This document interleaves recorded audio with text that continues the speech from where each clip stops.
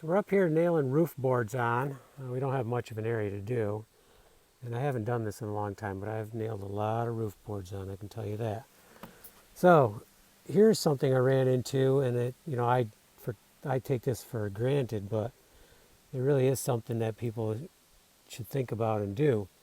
So here's a case where the board is warped a little bit. It's rough cut hemlock, so it's bound to have some warpage to it, some twists, some turns. Well, when you get it all nailed down, you want it to look pretty nice. Doesn't have to, but it's nicer if it does. So in this case, we're tight over here, but we have this gap right here. So we have, in this case, we would have the option of getting a pipe clamp, and we could clamp it from right there to over here, and we could pull that together, nail it, and we're done. But a lot of times you're in the middle of the roof, and that's not an option because you got everything tight. So in this case, what you can do is start your nail in at a slant. See that? And pick the board up a little bit. So the nail's going to hit this board right here at a further distance down. It doesn't need to be much, a little bit. And then you're going to drive this thing in really hard. That's going to put a lot of pressure on this board to go that way. Now, will it take up the total gap? Maybe not, but it's going to get a lot better than it is right now. Now, I can't nail it and hold the camera at the same time, so I'm going to go ahead and nail it. Now, I did do it down here, and I may have to do the same thing right here.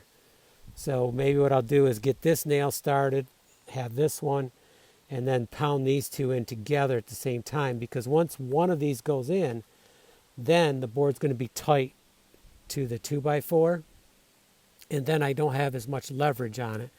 Whereas if there's a little bit of gap in there, the nail's going to go in a little bit deeper on the 2x4, driving it that way. Okay, so I'm going to go ahead and do it, and then we have one more board, and you can see this board. See how crooked that one is? So we're definitely going to run into something. Now, if it's too much of a warp, you really need to cut it at one of the joists, or the rafter, square off the other end, and then go from there. So in this case, I can see the warp happens about 4 feet from the other end. So I might measure out about here. 4 feet would take us about to the third one. Cut that, put that one in, square it off again, and then take it the rest of the way.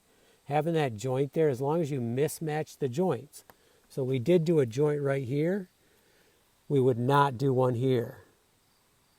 In fact, it's probably best if you even skip 2 before you do your next joint. Mixing up the joints makes your roof solider. Now in this case, we're looking at a very short distance, and there's not much to worry about here. But when you're doing a barn that's 100 foot long, you need to think about these things, and you want it as strong as possible.